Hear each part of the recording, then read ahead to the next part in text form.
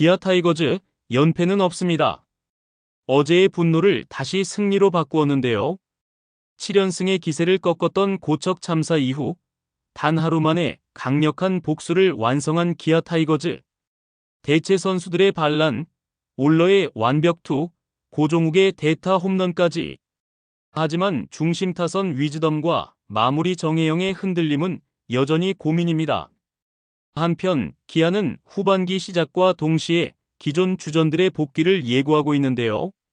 과연 진짜 강팀으로 진화할 수 있을까요? 구독과 좋아요는 영상 제작에 큰 힘이 됩니다. 기아 타이거즈는 전날 패배로 인해 흔들릴 수도 있었던 팀 분위기 속에서도 초반 주도권을 완벽히 가져오며 경기의 흐름을 지배했습니다.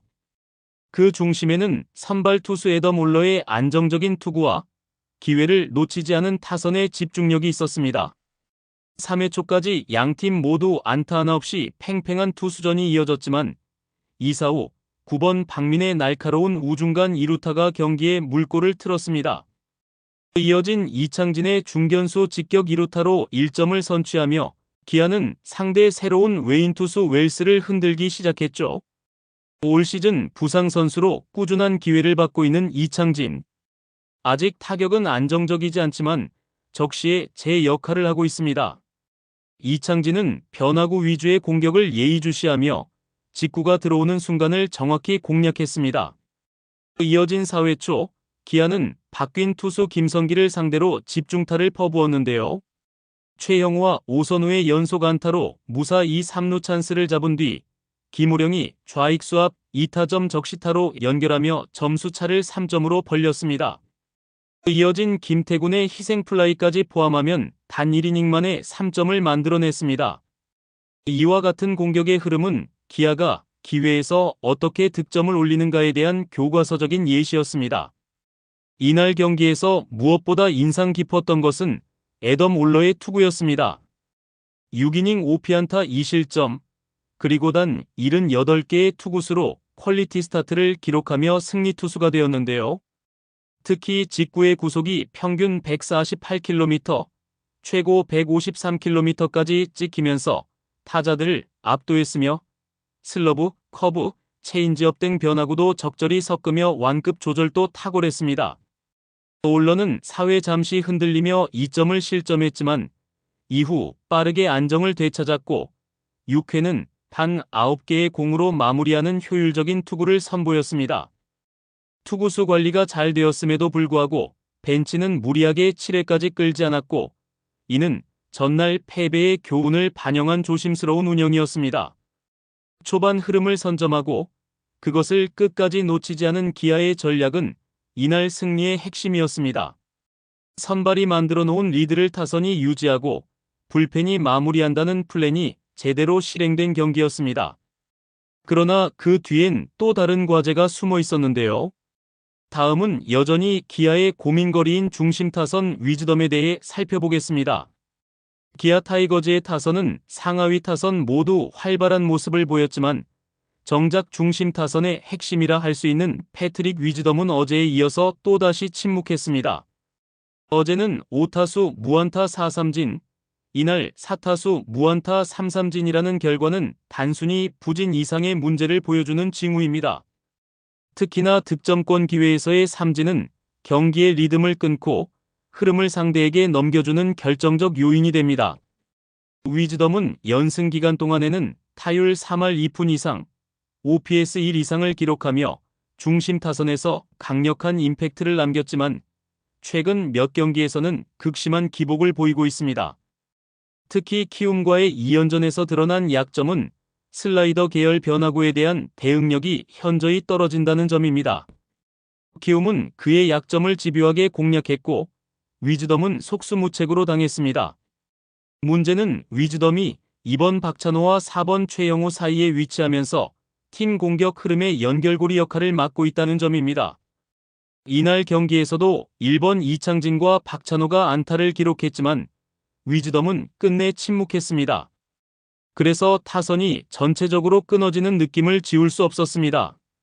3번 타자는 단순한 중심 타자가 아닙니다. 클린업 트리오에서 가장 연결과 결정력을 동시에 요구받는 위치죠.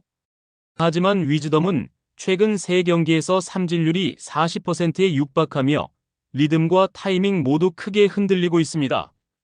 상대 투수 입장에선 오히려 위즈덤 타석이 한숨 돌리는 타이밍이 되고 있다는 점에서 기아로서는 심각하게 받아들여야 할 지점입니다. 위즈덤의 부진은 그의 타격 스타일에서도 기인합니다. 큰 스윙과 고공비행을 지향하는 성향은 일발 장타력이라는 매력을 지니지만 변화구 대응력이 떨어지고 베타 컨트롤이 불안할 경우엔 치명적인 약점으로 작용합니다. 특히 KBO는 변화구 비중이 높고 제구력이 뛰어난 투수들이 많기에 위즈덤의 현재 타격 스타일로는 지속적인 고전이 예상됩니다. 기아 벤치로서는 대체 자원 부족으로 인해 위즈덤을 쉽게 라인업에서 뺄 수 없는 상황입니다. 하지만 타순 조정이나 한시적 대타 기용 혹은 타격폼 수정을 위한 휴식 제공 등의 방식으로 리듬 회복을 도와야 할 시점입니다. 위즈덤 본인도 변화에 대한 필요성을 받아들여야 합니다. 오히려 팀의 타선이 전반적으로 살아난 지금이 그에게도 기회일 수 있습니다. 기아의 공격이 다시 완전체로 돌아가기 위해선 반드시 위즈덤이 살아나야 합니다.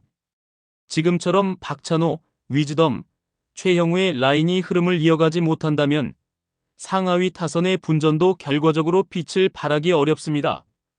공격의 구심점인 위즈덤이 지금보다 안정된 타격 밸런스를 되찾지 못한다면 기아의 시즌 후반은 결코 순탄치 않을 것입니다. 기아 타이거즈가 키움을 상대로 서력전을 펼치며 4위 수성에 성공했지만 경기 막판 팬들의 가슴을 철렁하게 만든 장면이 있었습니다. 9회 말 마무리 투수 정혜영이 등판한 상황. 4점 차의 여유 있는 리드였지만 1실점에다 실책과 위협적인 주자 운영으로 마무리답지 않은 마무리를 펼쳤습니다. 정혜영은 올해 초반만 해도 무난한 마무리로 평가받았습니다. 그러나 최근 들어 피안타율이 오르고 탈삼진이 줄어드는가 하면 위기관리 능력에서도 흔들리는 모습을 보이고 있습니다. 키움전 역시 그 불안을 고스란히 드러낸 장면이었죠. 선두타자 이주영에게 2루타를 허용한 뒤 수비 실책까지 겹치며 실점을 허용했고 추가 실점 위기까지 몰렸습니다. 정혜영의 가장 큰 문제는 구위와 제구 모두 중간 정도에 머물고 있다는 점입니다. 직구 평균 구속은 145에서 147km로 무난하지만 체인지업이나 슬라이더와의 조합에서 타자에게 위협을 줄 만큼의 결정구로 발전하지 못하고 있습니다. 상대팀은 정혜영의 제구 실수를 기다리는 전략을 취하고 있고 이는 곧 실점 확률을 높이는 원인이 됩니다. 이날 필승조는 전상현과 조상우가 각각 1이닝 무실점으로 깔끔한 활약을 펼쳤지만 마무리 투수가 흔들리면 팀 전체의 경기 마무리 전략은 흔들릴 수밖에 없습니다. 특히 정혜영은 최근 5경기 중 3경기에서 실점했으며 볼넷 허용률도 함께 높아지고 있습니다.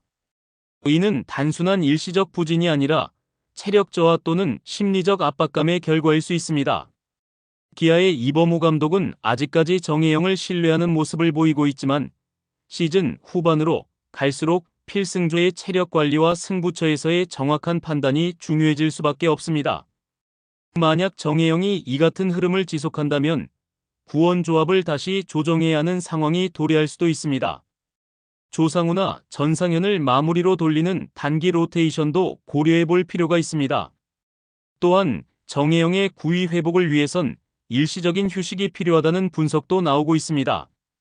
경기 후반 피로 누적이 큰 시점에서 마무리 투수에게는 단 하루의 휴식도 큰 의미가 될 수 있습니다. 체력 회복과 멘탈 리셋을 통해 정혜영 본인의 리듬을 되찾는 전략이 시급해 보입니다. 한편 이날 전상현과 조상우가 각각 15홀드, 20홀드를 기록하며 좋은 컨디션을 이어가고 있는 점은 기아에게 긍정적입니다. 두 필승조 투수의 안정적인 흐름이 유지된다면 정혜영이 부진하더라도 일시적인 마무리 롤 전환은 충분히 대안이 될 수 있습니다. 기아 타이거즈는 키움을 상대로 깔끔한 서력전을 펼치며 다시 4위 자리를 지켜냈습니다. 하지만 여전히 위즈덤의 중심 타선 침묵, 갑작스러운 정혜영의 불안한 마무리는 분명한 숙제로 남았습니다. 연승 재시동을 위한 확실한 반등.